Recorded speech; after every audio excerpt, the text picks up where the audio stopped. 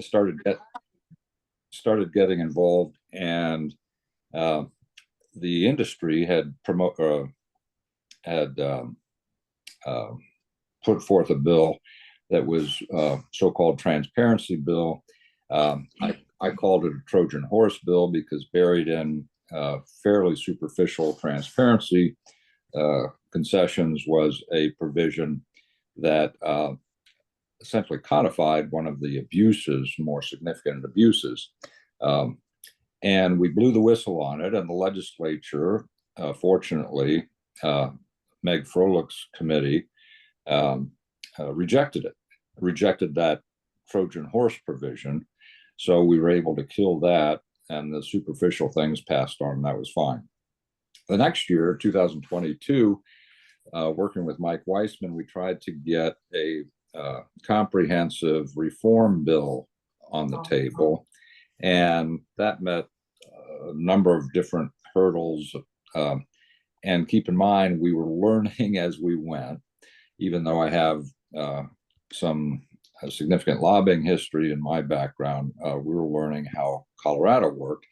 And long story short, the leadership threw Tammy Story under the bus, and it was not very helpful to Mike Weissman. So all of our efforts fell flat. The next year, 2023, last year, the industry put together another, what I call Trojan horse bill, that was also titled transparency. But in that bill, I think it was paragraph 4, that had the provision that codified and sanctioned, created a safe harbor for developers to own their own debt. And you all may recall that was a very hard-fought issue. We actually had a bill that Weissman proposed, passed the House, that prohibited that activity. The industry had a counter bill go through the Senate, and at the end of the day, the Senate bill, the industry bill, prevailed, and it passed by, I'll say, a narrow margin in our world and the House. So that Trojan horse passed through. This year, most of the focus was on the task force that was created last year, Metro District Task Force.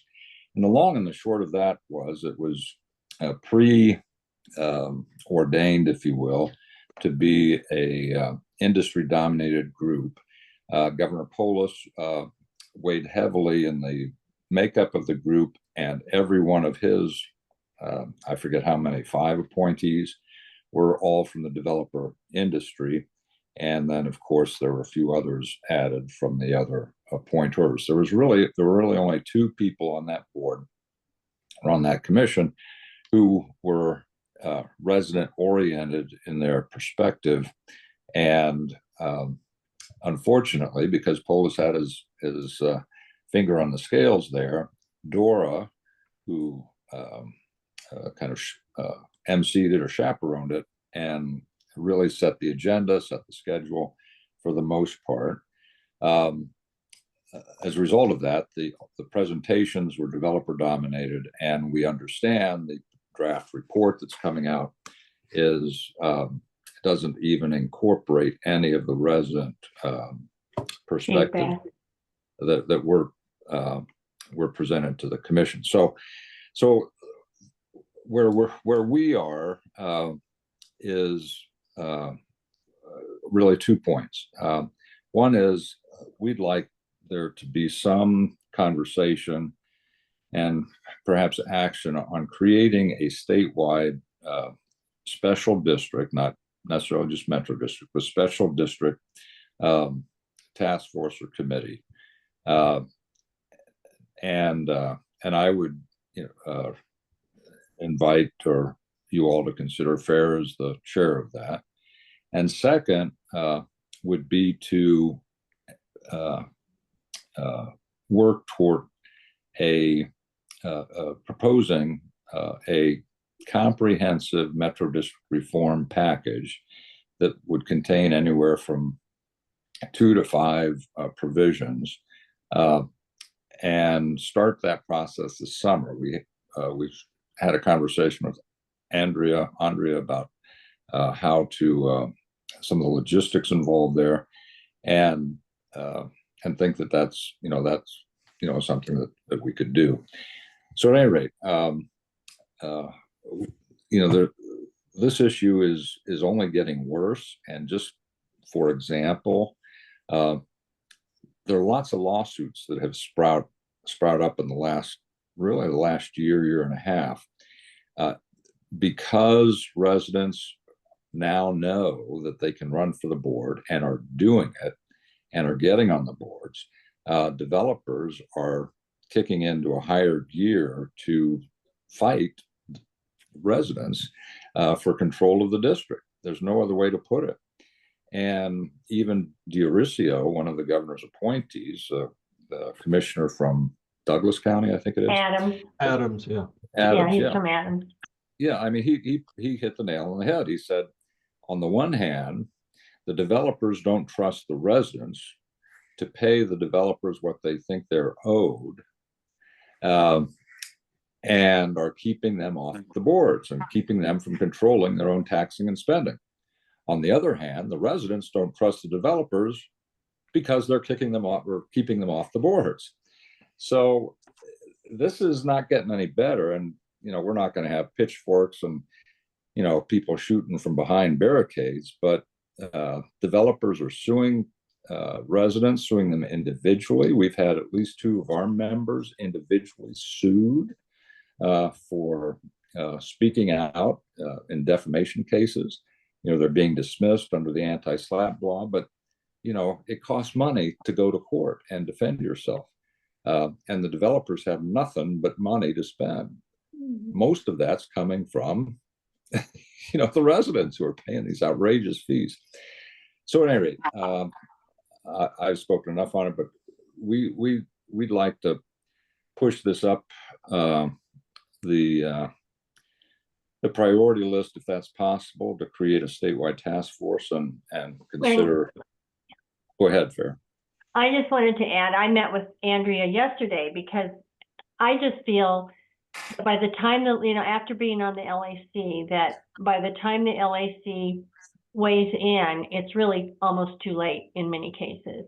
I'm always surprised when I hear, like I heard Kathy Kipp when she sponsored that horrible bill that had that provision to let developers finance their own debt on the taxpayers, that they were talking about stakeholders. And I thought, well, who are they talking to? Because they're certainly not talking to residents. And I really believe that the league, as stakeholders to represent the public, basically need to be involved earlier in the process. So I asked Andrea, I said, so how do you get to become a stakeholder?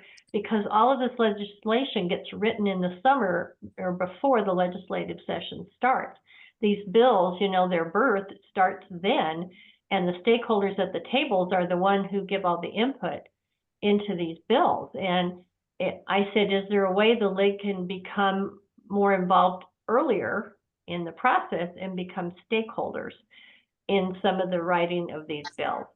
And she said, yes. She said, I think that's actually a good idea. I agree that oftentimes after it's already written, it is too late often to get anything done.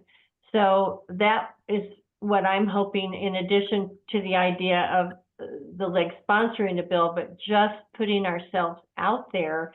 And I said, well, how do you do that? She said, well, you need to try to contact legislators, like some legislators, for instance, Weissman, focus on particular ideas. And he has been a strong advocate for Metro District reform.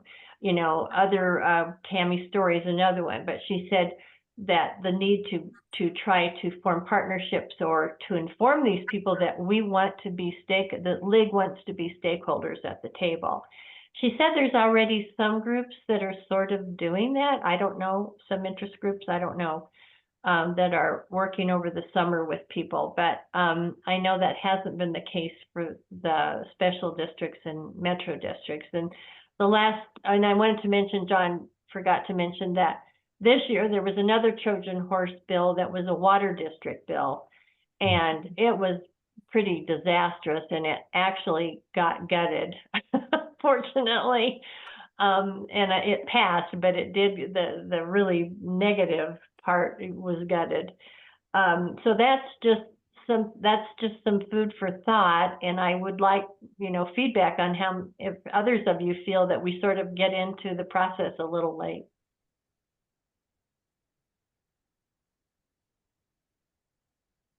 Neil, I think you had your hand up at one time. Yeah, I don't know what happened to it, but I still do. So this is another fabulous report. Thanks. If you could put the bill numbers in the chat, that might be helpful, or maybe point us to a page that kind of has updates on some of this. I think you were saying that I was going to ask about advocates in the legislature that we could be working with, because I certainly agree that I guess you're asking for a League of Women Voters task force to help other task forces learn how to deal with resident concerns. But like who to work with, and I think you said Weissman. Are there others? When are there term limits? How do we build the long-term relationships that will be helpful in trying to tamp down all this stuff? Yeah, and as Andrea wanted... said, oh, go ahead, sorry. No, please, go ahead. No, I was just going to say there are going to be changes. For instance, Weissman's running for the Senate now. He's no longer in the House. Certain people are leaving the legislature. We don't know who's going to be coming on board. So it gets a little tricky, but I've got an email into Tammy Story to bounce this off of her and to ask her how we should approach it. And I think she's probably on vacation. I know last year she took a long vacation right after the session ended, and I'm assuming that's where she is because I haven't heard back from her.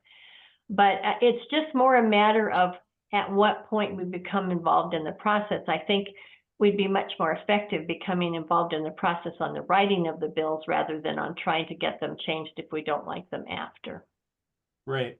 But I just wanted to also come back and say that another thing that I think the League supports, and that certainly the governor supports, and others, is in fact the kind of development that would address our affordable housing needs. And I imagine that some of the tension is developers saying, gosh, we can't make money the other ways, and this is a way to make money, and don't cut off our ability to actually do the kind of development we need. So I just wonder if there's anything you can say about tensions there and how it can be framed in a way that supports, good development without allowing, the abuses that we keep hearing about.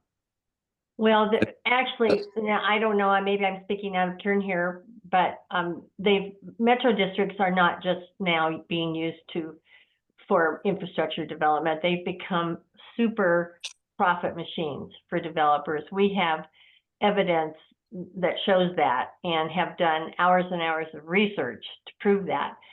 I've been very disappointed in the governor and his support of metro districts, and he signed some bills that I think are very favorable to them that are really counter to the interests of our citizens. But it sounds like you're trying to shift costs from the upfront costs that are very visible to buyers to the taxes down the road. And, I'm just suggesting that, when we consider how to do the reform, we should be cognizant of how it affects the actual environment for, good faith developers who are actually trying to solve some of the problems we have in the state. Neil, I think that's an excellent point, and that's one of the areas which I think is ripe for focus. And just to give you a quick glimpse of that, I've been collecting analyses that districts have done on the costs and the revenue, and what we're finding universally when districts put the pen to the paper, and my district did this several years ago, is that the developers are generating a profit margin, a return on investment of in the neighborhood of 200 to 300%. Industry-wide, the national standard and true for Colorado before metro districts, that number was 15 to 30%. So the money that is being generated by these metro districts is not making housing more affordable. It's generating higher profits for the developer. And you have a double whammy here. Number one, the cost of the housing itself is more expensive just because of the marketplace. Number two, when you add the tax burden, you get an that much more of an increase on the financial burden. And it boils down to pretty simple numbers. The developers buy the land, they put the pipes in the ground, they sell that developed lot to the builder for a price. And that price, of course, is built into the cost of the home. That price, again, includes the cost of the land, cost of the pipes in the ground, and a profit to the developer. In our community, we saw that the developer made $75 million on a $41 million investment for the cost of the land and the pipes of the ground. And that was before the $61 million they wanted to issue for bond debt. So the bottom line is the king ain't wearing any clothes. They talk affordability. That's clearly the first word that comes out of their mouth in advocating for metro districts. We cannot build affordable housing in Colorado without metro districts. You hear that over and over and over again. But the truth is, not only can they build affordable housing without metro districts, but there is nothing about metro districts that makes housing more affordable. It's simply a complete disconnect. And the point I'm making is we need to focus the conversation on that point. And again, to perhaps dramatize it, for 7 years, I've been asking developers, what happened to the money I paid you for the cost of the developed lot? It included, in my case, that $75 million profit after paying the cost of the infrastructure and the cost of land. And for 7 years, they won't answer that question. Just in one or two cities, the city council folks beginning to ask developers that question as part of the metro district application. It's just beginning, but it's fighting tooth or nail to even ask that question. And I think again, that what you're raising, the affordability, is right on. Let's hit it, dead center, and get a dialogue with the development community about how they justify a 200 to 300% return on investment when the industry average is about 15 to 30. Sorry to go on. Neil, one of the things that the special districts, metro districts, try to advertise is they provide certain kinds of amenities. And this is ancillary, but not directly on point. Texas is one of the primary states that has a lot of metro districts. And yet one of the primary complaints with Texas is there aren't a lot of public areas. And I think we're seeing a decline, and we're seeing some of this money go and say, oh, well, we put this parkway in for some god-awful amount of money up in Canyon Pines. I think they already had something like $37 million built, and they hadn't even borrowed, and they hadn't even moved dirt yet. And it was basically going to have to be this parkway. And, we need to understand that if we're paying metro districts, we are getting something else too on some of this, and it's not all there. So people are not understanding what they're getting. And that's a starting point, I guess, what I'm arguing. And just to mention, now we're seeing other districts are becoming problematic because some of the metro districts are taking over some special districts, like Water District, like in Sterling Ranch. The developer down there basically owns the Water District, and he sits on that board as well. And it is a monopoly on the water situation. But I think we're going to be seeing more of that based on this legislation that they tried to sneak through this last session regarding the Green Mountain Water District. So it's becoming, I think the problem is spreading, and that the league really, based on their positions, could take a strong stance. And I think the election part of it is also serious enough where they're trying to impede elections, or in the case of the water board, the water board bill, they were trying to tell the water board exactly who they could and could not do business with. And, that's never been what we wanted to see done. If the water board's supposed to serve the area they've contracted with, not have to expand it because some developer wants to use their water. And with the elections, I'm going to have to leave here to go to my lunch, but because it's an old friend of mine from 4th grade, I haven't seen her in years. But I just had a situation. The election situation with metro districts is really problematic because it's like every single metro district does their own thing. They have laws to go by, but I don't know if they do, because in my district recently, and ours has been a resident-run district for quite some time, but there are some differences of philosophy between members. And our metro district shrunk down to 2 members, and they couldn't find anybody to take it over. And finally, they got a 3rd person, so they still had, but these positions were open for over 6 months. And then they finally found a 3rd person to come on, and then they were trying to fill the last 2. Well, another league member that lives in my neighborhood came to me and said, won't you please run for the board? And another person, she talked to 2 of us because they don't have anybody even saying they want to be in these positions. So in the meantime, this 3rd person that had come on board moved out of the neighborhood, so they were back to 2. It turns out they were recruiting people to apply.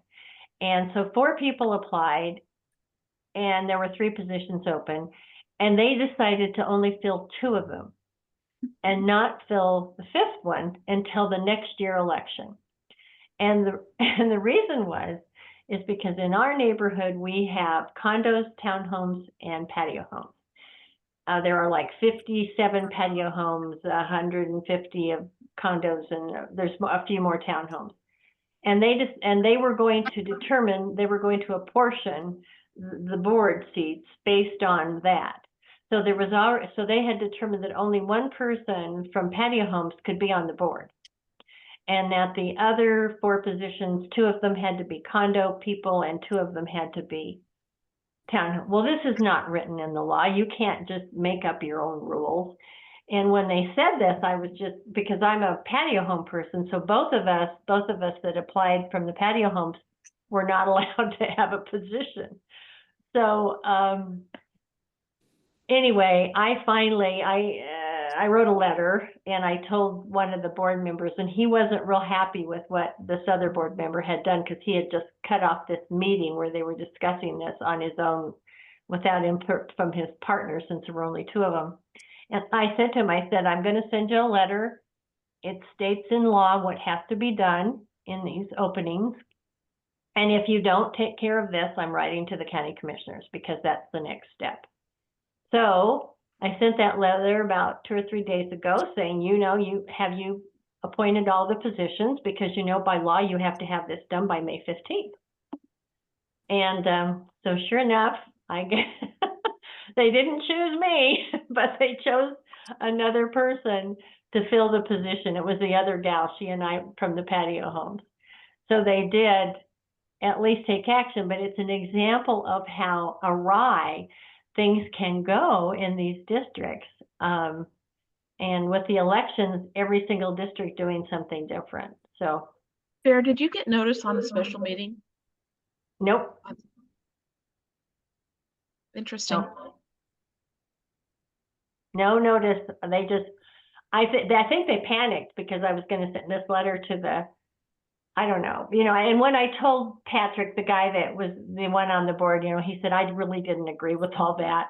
I said, well, I just want you to know, Patrick, you can't really do that. And I'm sending you a letter and I want you to read it. And so I think they just decided, boy, we better, and the management company told them they could do this. That was the biggie. I was just astounded that the management company told them this was okay to do. So are we ready to like take a vote or express our agreement that there should be a league task force on this for the coming year? Do people want to work on that? I will say that that's a motion, Neil. Would somebody like to second that? I'll second. All right. May I speak up here on the motion? Sure.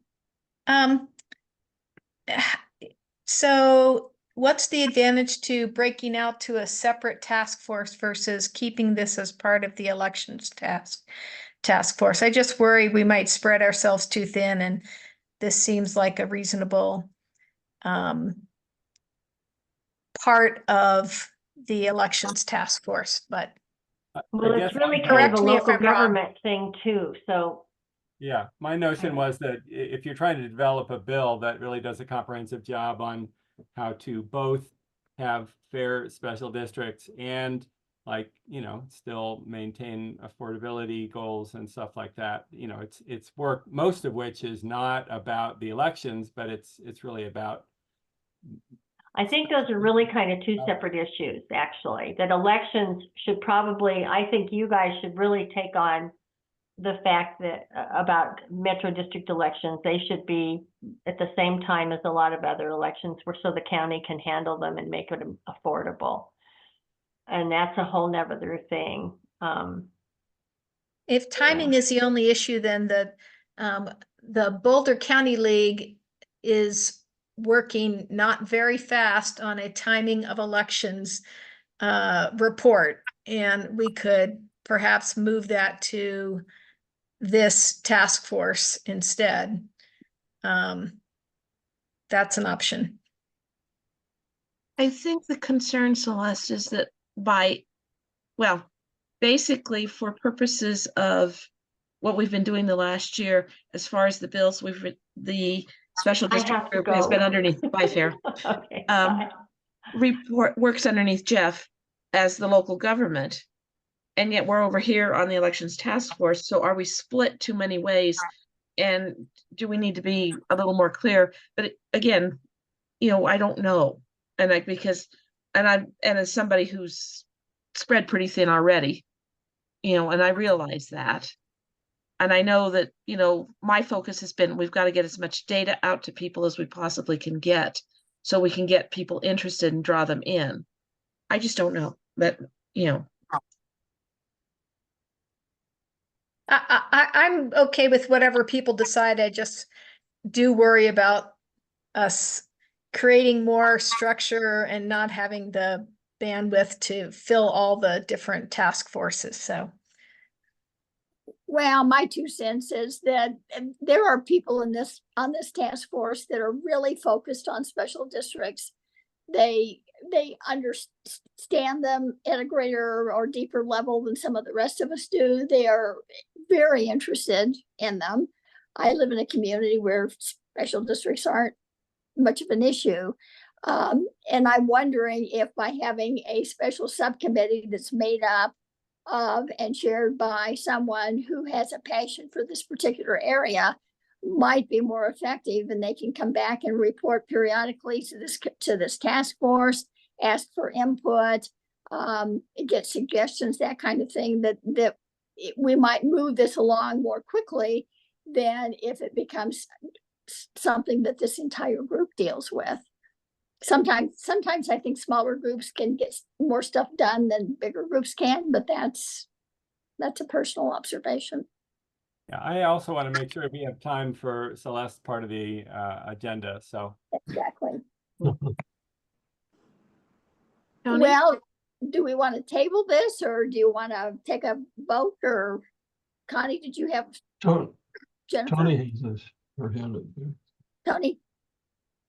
I'm confused by the words that we're using to describe these things. To me, a special district is RTD, the Metro Sewer District. And I'm understanding that these other districts are a different animal. Is that correct? RTD and these other districts are both Title 32 districts. It's just where they fall under Title 32. The ones we're referencing in specific for special districts, because the RTD again is its own thing, are the metro districts, the water boards, the cemetery districts, the fire districts. What did I forget? Park and Rec, hospital. Park and Rec, Yeah. hospital districts. Those the kind of districts you're talking about? Or are you talking about when a developer wants to develop a parcel of land? That those are the kind of districts you're talking about. Can I just the distinction between RTD and Metro Sewer and some others are that they are statutorily created by the legislature. Okay, so we're not talking And about these are districts that have their I think 7 kinds of districts in the Special District Act that allow property owners to create their own districts. Okay, so we're not talking about the water board and RTD and guys. Not those statewide districts. No, there's a baseball stadium district and a football stadium district, and the legislature is quick to make their own So district. this is at the point of development. Those are the RTD is elected. You mean At the point of developing the land, that these people can come in and say, we want the homeowners to pay for this stuff. So we're going to have a different district. They're going to have to do the curbs and the pipes and all that kind of stuff, which is totally different from what RTD and Metro Sewer do. Yeah, yes, these districts, especially the metro districts, are created by people who are technically allowed to form their own district because they own property in the district, but they never will live there.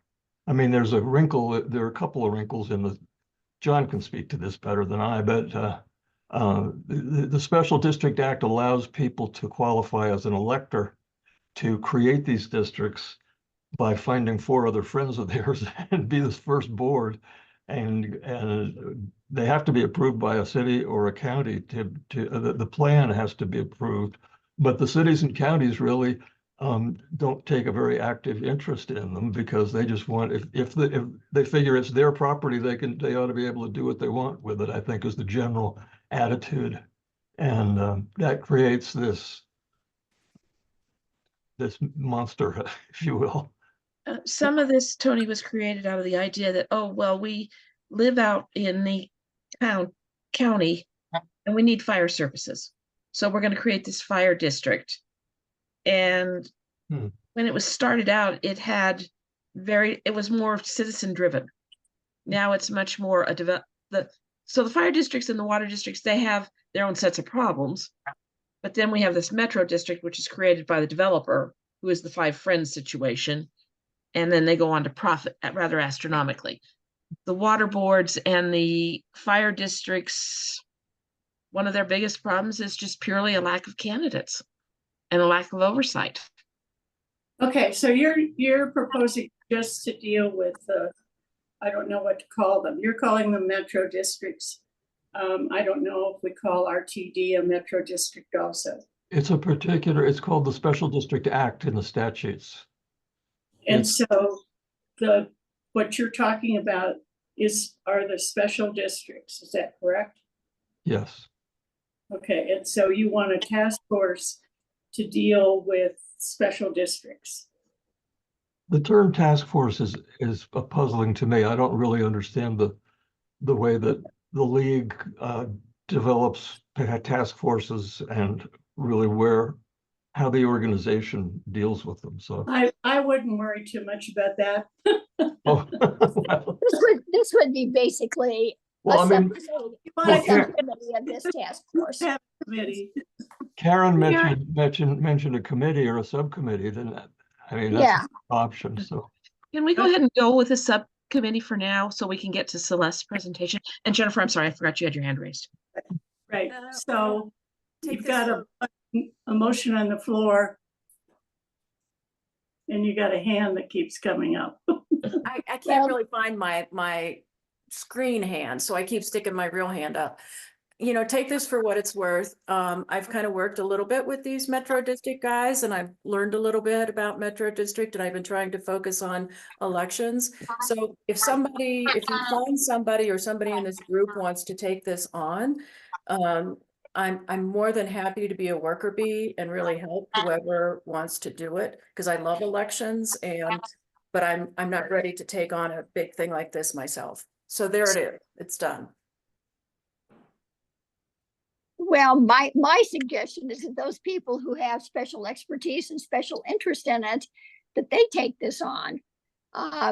Fair is quite passionate about it. Both John and Jeff are certainly a lot more knowledgeable about it than I suspect probably many of the rest of us, and they seem to have a passion for it. It's if they are willing to take this on, and anybody else then that's interested can be engaged too. It's not an exclusive club, No, but rather than it be something that we try to deal with as a larger group, that it might be better if we want to move forward quickly. Sometimes if you travel lighter, you can get there faster than you can if you've got a bigger group that's trying to work on it. So very quickly, we did have a motion on the floor about the possibility, I'm assuming it was, I can't even remember the wording now, to have a smaller subcommittee. Is that what you said, Neil? Maybe we just need to table it because we really need to give Celeste time. But I would say task Don't force, worry about me. a task force that engages also with the local government groups, because there's a lot of elements of this that I think overlap. And I know, several of us would be happy to help out, but that was how I phrased it, Oh, okay, I'll tell you what, As you will. for the sake of time, John, I know Fair's gone, maybe Jeff would be willing to be involved in this as well. Would you all be willing to just write something up regarding what the focus of maybe a subcommittee might be that would focus on this particular area, with maybe a few definitions, so that we can bring it back to the group the next time we meet in June and get a vote on it at that time? Would that work for you all?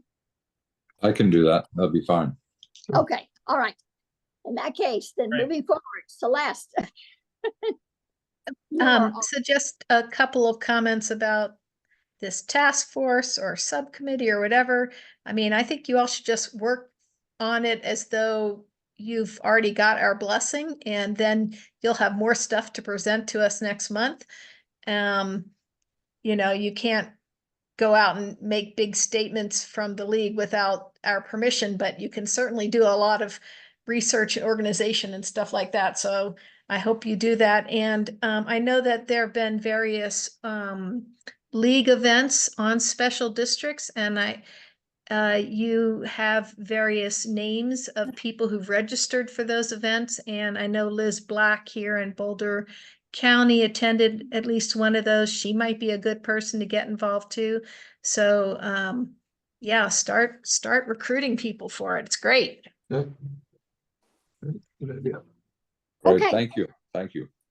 all right, Celeste, initiatives. Okay, so I have two things listed on the agenda, and I'm going to share my screen, if I may, just to show you one of those things. Let's see if I can figure out how to share the screen, if I'm allowed to do that. I might need permission. I am not in a position to be able to give you permission just because of my computer situation. So,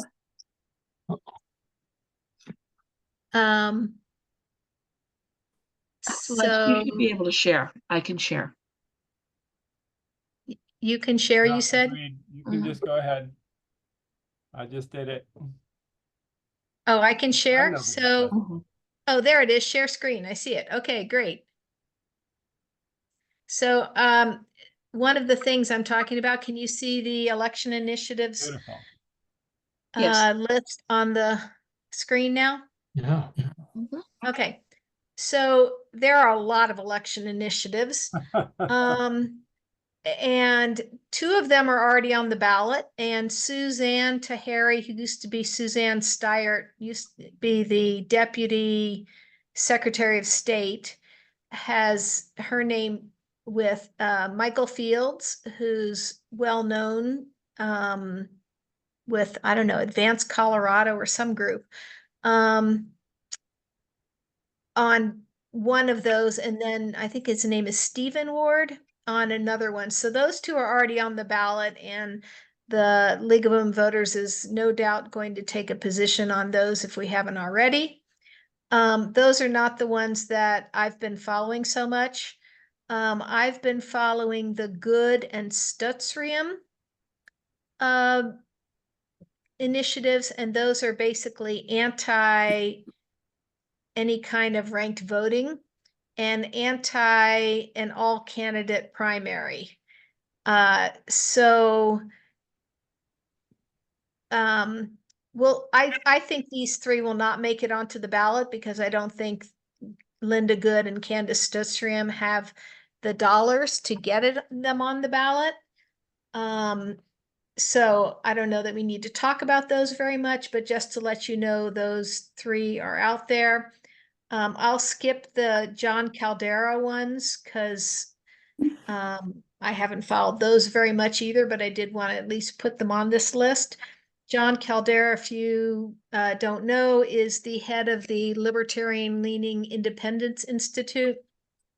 So he has measures that would change the way judicial elections happen, or that the titles are listed on the ballot measures, things like that. Okay, the next set, the Bertolacci and Dukes/Moreland sets, these are the big deal ones. So Jason Bertolacci is Kent Thiry's chief of staff. He has a lot of money. He worked with the league and funded a lot of the work for amendments Y and Z for independent redistricting commissions. He also funded the initiatives to open up our primaries to make them semi-open primaries so unaffiliateds can vote in both the presidential primary and in the other primaries. Okay, so number 188 and 310 are basically the same thing. And they're both pending Supreme Court action. The person who has challenged these is named Mark Chilson, and he has retained as his attorney Scott Gessler, former Secretary of State. And he also argued against, Mark Chilson / Scott Gessler also argued against these at the title board hearings. And like I would make a comment and they would go, yeah. But then Scott Gessler would make the exact same comment, say about majority, the definition of majority, and the title board, which consists of 3 people, including somebody from the Secretary of State's office, their ears would perk up and they'd go, oh, yes, sir. And then they change it. So I don't care who gets credit for doing it, but I did. But I did agree that, and Karen Sheik also, as head of this task force, and I, as head of the Alternative Voting Methods Task Force, wrote a letter about majority last year in late 2023, questioning the use of that word. So the word majority does not appear in any of the ballot title language, I'm happy to say. And the league has not taken a position on whether we support these or not. So let me tell you what the final form model is in case you don't know. this is what is currently used in Alaska. For a primary election, all the candidates would run against each other. And this is not just Democrats and Republicans, it's all the minor parties or unaffiliated candidates. They would all run against each other in a primary, which would be held in June, presumably. And then all voters would get to vote in that primary. You would get to choose one candidate for each contest.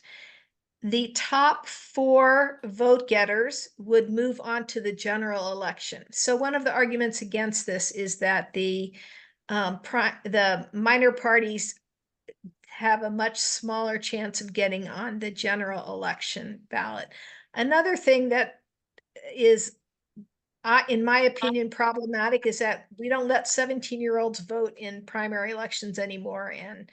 And so we're giving them fewer political party options, but I feel like I've been saying that and the title board doesn't listen to me on that one. So what we really want is to re-enfranchise 17-year-olds who will be 18 in the general election to vote in the primary.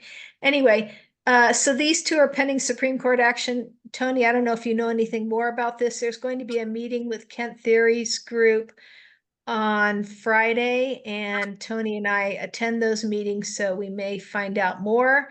Tony, did you go to the Wednesday event with the veterans voters? No, I'm afraid I missed that one. I had intended. Okay. I did not make it either.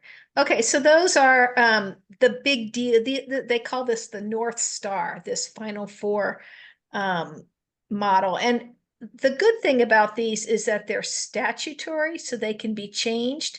So one complaint I have about it is that for some reason they picked all the offices above county commissioner except for DA. I don't know why they didn't include district attorney. Amber McReynolds, former deputy elections director for Denver, also thinks they should include DA if they're including everything else, but whatever. County commissioners is at the county level, so it would not be included in this, but they didn't check with us beforehand, so that's the way it is. There are a few, I'm moving on to the Dukes Moreland set of initiatives. These are much more specific and they are still alive, but I get the impression that that the theory group is not pushing these very much. Number 136, timely reporting of election results. I think the league would be opposed to that one. Number 134 and 197 are fairly similar. I need to go and see what the difference is on those.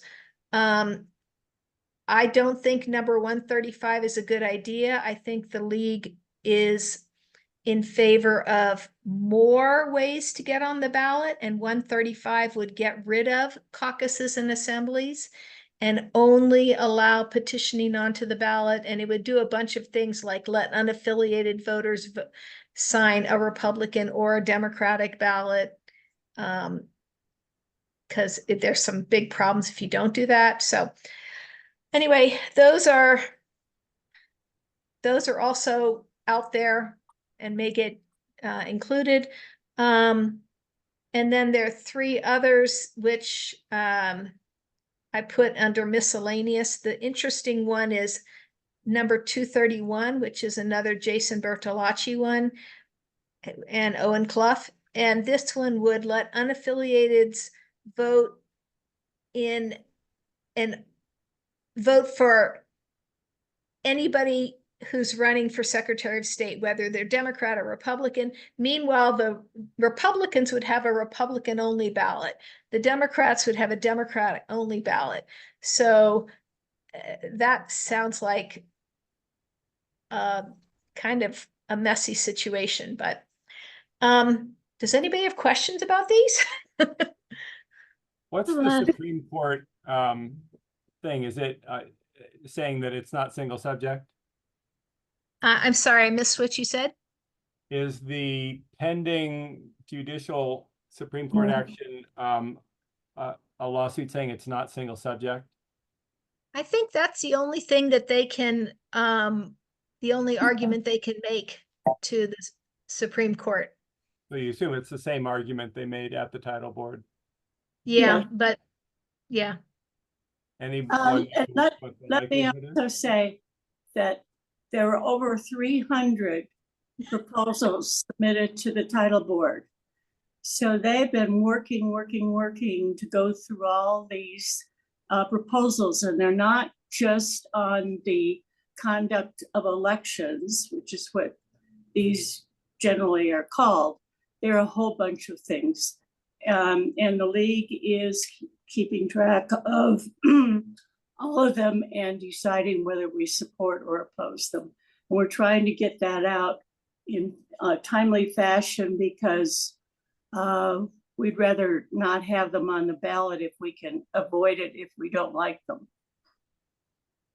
And more than 50 were filed the last day that they could be filed. So yes, it's been a bit crazy at the title board. Christina? So on 188 and 310, in the case of CD4, we could end up with only Republican candidates.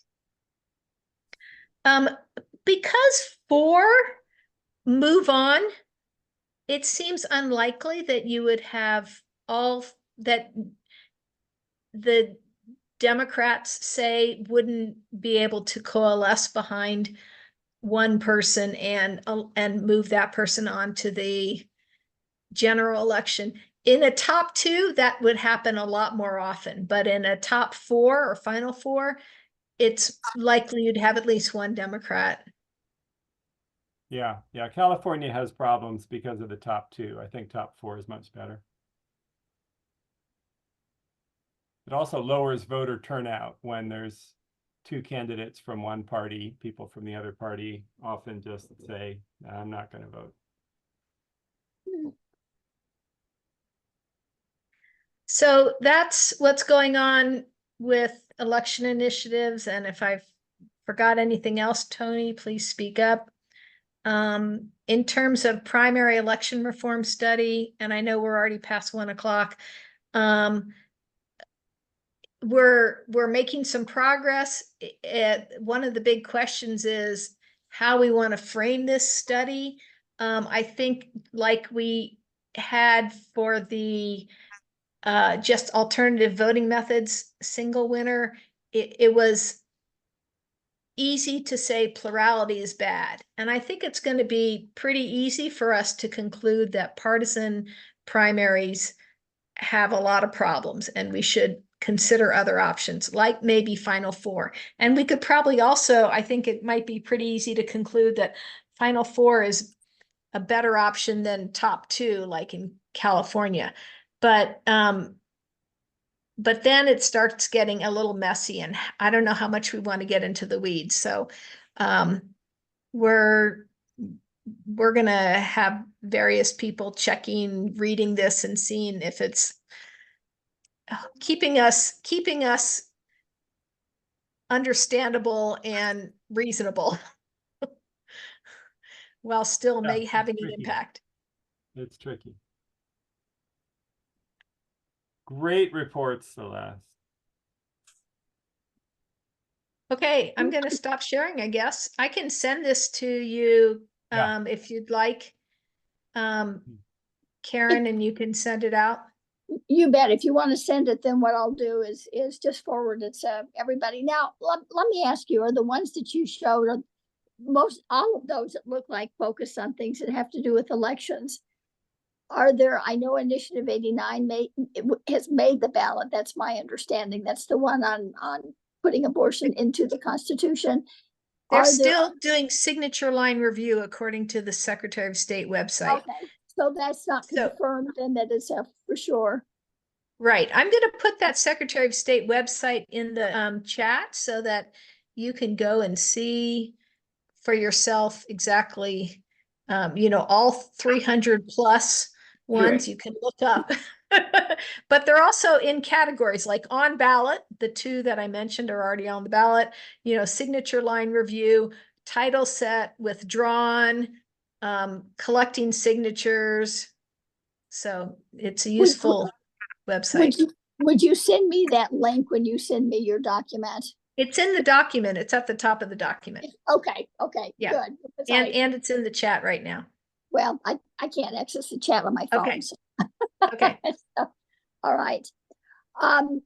Just one really quick thing, because I know we're already over.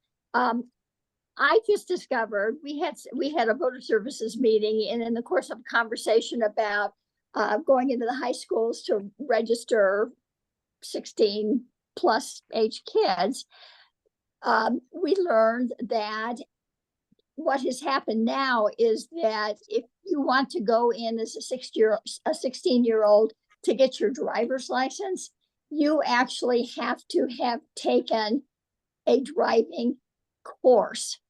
And apparently the courses are several $100s, which effectively, particularly for communities like mine, which are lower socioeconomic, can prove is a real challenge. Basically what that does then, one of the things that Colorado's election system prides itself on is that, and says all the time, is that, well, when you get your license, you can be automatically registered to vote. Well, as a 16-year-old, I can't get a license apparently unless I pay to take a course. Apparently that is lifted when you're 18, but if our desire is to get kids registered and thinking about the election process earlier on, then that's not an avenue that they can use. Last I looked at it, there was a couple gradations. So to do it at age 16, you needed a course. To do it at like 16 and a half, you needed more time. To do it at 17, you needed something a little different. So I think they've got a pretty good gradation there. Okay. All right. You know, I want 16-year-olds to have a lot more preparation than I worry about with more experience. There's a change. It's not 16 anymore, or as soon as Senate Bill 210 takes effect, you will be allowed to pre-register when you're 15.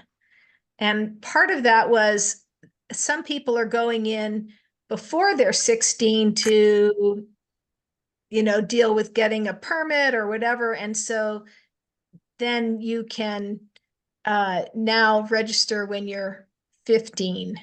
So, and if you're going into the high schools, you can register people when you're 15. You don't need to go through any motor vehicle thing. You can just help them register on their own. Okay, so this would be a role then for the league to be aware that this isn't an automatic thing. And if we want to get people registered earlier when they're younger and eligible to register, that we would almost need to do this as a voter services project. The story I tell is that the 18-year-old boyfriend of my daughter, who is 16, a sophomore, he was a senior, wanted to take her to prom. And I said, "Are you registered to vote?" And he said, "No." And I said, "Here's my computer. You can register to vote." And so he did. And his mother thanked me later. Oh, yeah. Christina. Use the leverage when you got it. That's right. Everybody's aware that the high school is supposed to have someone appointed to be in charge of registering somebody to vote. We are on top of this in Jeffco right now. We're working with the county clerk. As it turns out, a number of the high schools are pulling their feet and dragging their feet. They don't want to do it. So what we're after right now is, hey, we'll take it over for you. We'll be responsible. We'll make you look like a gold star. Mm-hmm. And if you'll do it. So we're working on that right now and trying to get in with I think Rebecca said 3-prong approach. Register to vote. Here's what's on the ballot. Here's how it gets on the ballot. This sounds like a great way to get new members involved, or to recruit new members too. That's exactly what we're doing. We are now sending all of our new members straight to voter service. Yeah. As an introduction point.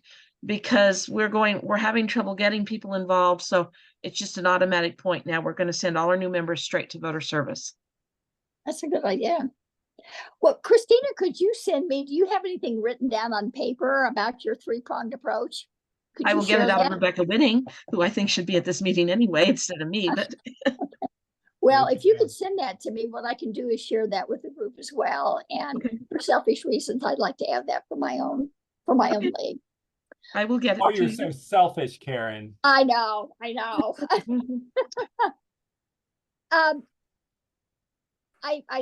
saw you put something in my text. Neil, talk to the group about that really quickly, and we'll end on that about the internet voting. Oh, super. So there is the league in Wisconsin, if I have it right.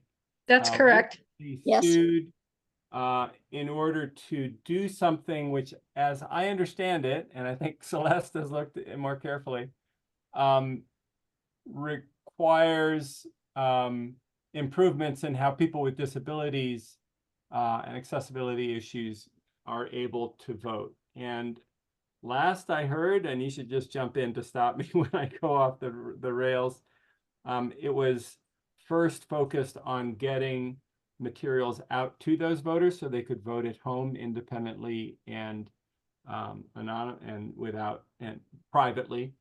But they are likely to be also pushing for internet return. And that would be if it is restricted to only people with a print disability, in other words, people who are disabled to the extent that they really can't read a ballot or fill out a ballot, then that would be consistent with what we've done in Colorado. There are people at the national level who are fighting internet voting, which our position, our election security position. This is not the National League. This is National Voting, Verified Voting Organizations you're talking about are fighting this, right? Or is the National League correct. also fighting this? There are folks at the national level of I forget the names of the organizations, not league organizations, who are trying to more broadly fight internet voting, which in our in our state position, we make clear is dangerous. But if you're going to disenfranchise people otherwise, then it's a good idea, or it's an okay idea. So anyway, we've been contacted to try to weigh in on this, and I explained all of what I just said and pointed to our position. So it's just a heads up. We want to share with those folks the wonderful op-ed that Karen put on a year ago, I think, which kind of explains that position. And we just wanted Karen to be involved as long as the whole rest of the group. So if you are not familiar, if any of you are not really familiar with the reservations about internet voting, if you go onto the LWVCO website, there is a link there that will allow you, and I can include that too in an email if that would make it easier. There is a link to the position paper that was written. We actually went when the National Convention was in Denver. Neil was involved with this group, as was Tony, and I actually made a presentation to National to get them to update their election security position at the national level, and sadly that failed.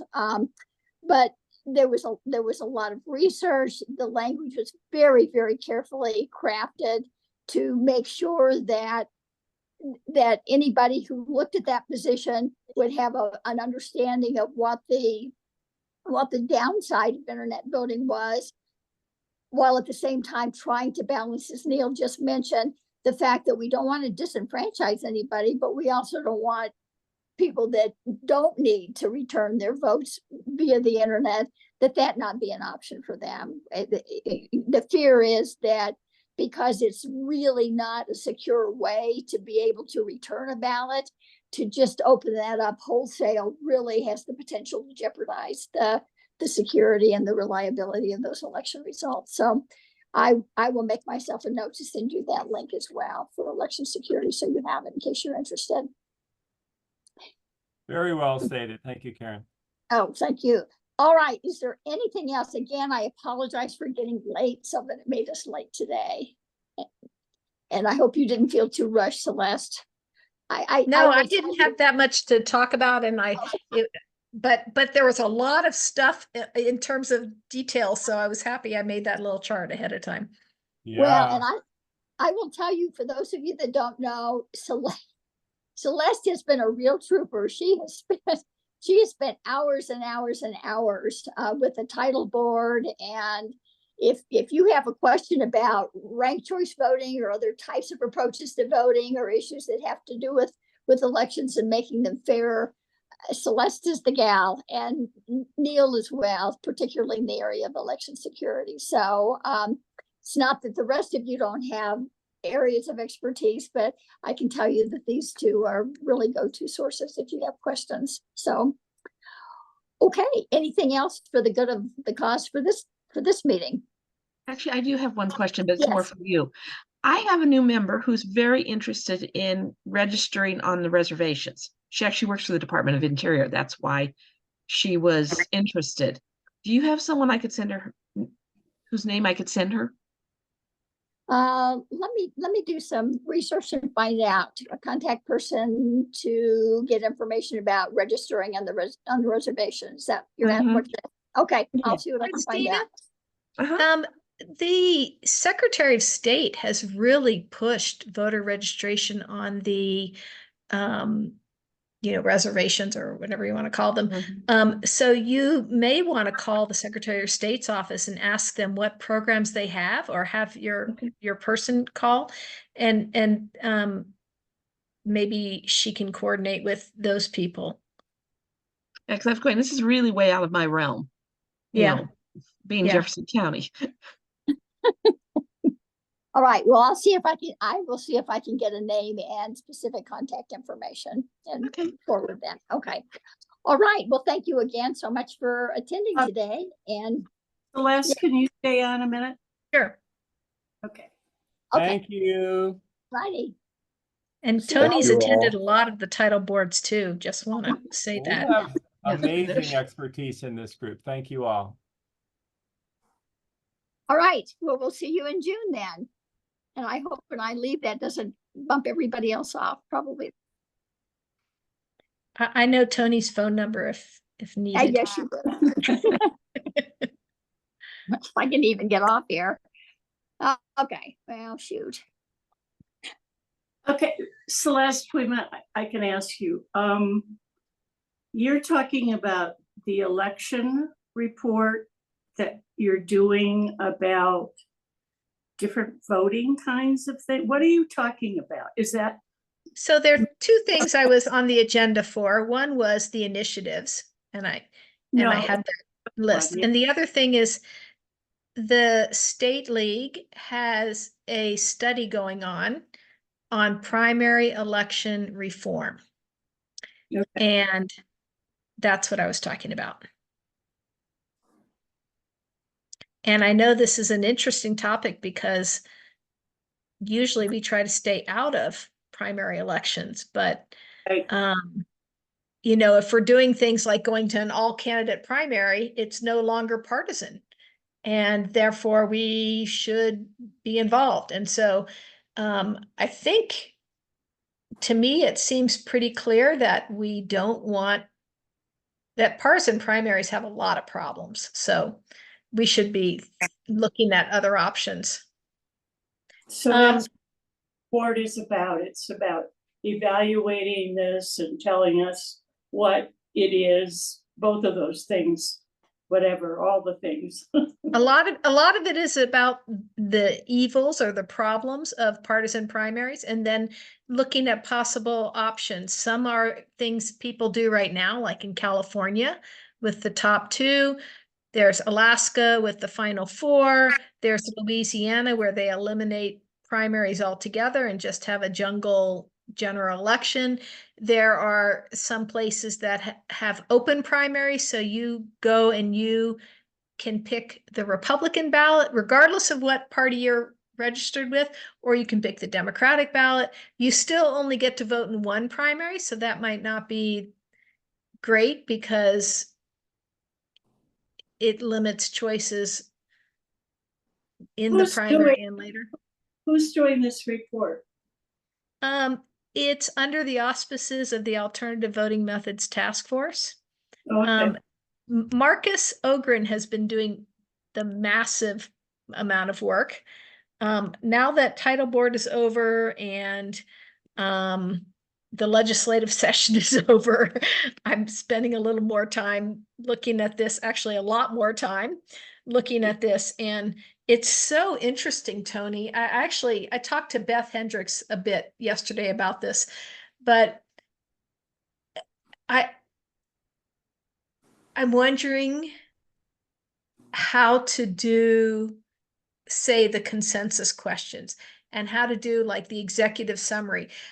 I feel like we should not tell the league members what the answers to the consensus questions that we want are. We should be neutral in our questions and give feedback. But I looked at, and I think Marcus is much more interested in prescribing, like, you know, if the value is that you want more voter participation, then you want this. If the value is that, you know, you want the highest social utility, I mean, I don't even think we should be, I don't know that we want to get into all these words. If you want the Condorcet winner, you know, like, it's like, oh, so I'm trying no, to. we don't lead. If we're developing positions, we don't lead. The problem is I looked at the election security consensus questions for Mhm. that position, and they look to me like push-pull questions. And Can't remember that. About the I movie. didn't pick up on that when I was reading them Well, earlier, but whatever you did, you don't do it. okay, good. Yeah, no, you're supposed to be pretty neutral when you ask questions. I think that it won't be a hard sell. It won't be hard to convince league members that there are problems with partisan primaries. That part I feel pretty confident is a no-brainer. Mhm. And so we might say that, you know, in the executive summary, but maybe the league will decide the simplicity, it's a current system, trying to change it is too hard. I mean, you know, I still think we should ask a question about that, but yeah, anyway. And I think to get a neutral person to look at it to make sure that it's even-handed. And we have, so we need two kinds of people. We need a neutral person, and then we also need somebody to just read it for readability. So Deborah Lycan, who lives in Southwest Colorado, has been providing some of that. And when I talked to Beth yesterday, she said that she could have Jane Dunk read Yes. it. I thought, or maybe Katina, because she's a communications person. So yeah, before it goes very public, we definitely have to get some people looking at it. Absolutely. So what's the title of this? Right now it's Primary Election Reform Study. Okay. That's your working title. Okay. And Maine and I think Maryland, two other states have done a primary election reform primary study. And so I want to read those. And I think if we're going to reference them, we should say, like, here's the main conclusion that came from them. Marcus wrote, oh, and here are these two studies, but he didn't, Marcus is a they didn't say anything more. And I feel like it's a little too dismissive. Like we should at least acknowledge a little bit with a statement or two what their work was. And then the other thing is Unite America came out with a Colorado partisan primary elections report. And Marcus, I told Marcus about it and they read it like in 2 hours. And I haven't read it yet. And Marcus said, oh, it's okay, but it doesn't talk at all about voting methods. And Marcus really wants to talk about voting methods. So I want to read that also. There's a lot going on. I'm trying to do it all, but it's difficult. Yes, I'm sure it is. So, okay, Okay, thank you. sure. And I'm going to talk a little bit about the primary election reform study. Today's Thursday. Tomorrow, I get about 90 seconds at the annual meeting. Okay, So I won't say very much. what time does the annual meeting start? Oh, good question.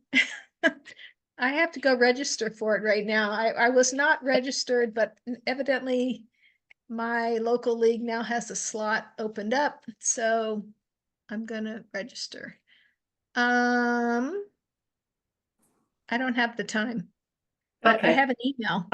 I'll look at the agenda. I was just trying to take the easy way out. Yeah. Okay, Okay, great. We'll see you. talk. Thank you. Okay. Bye.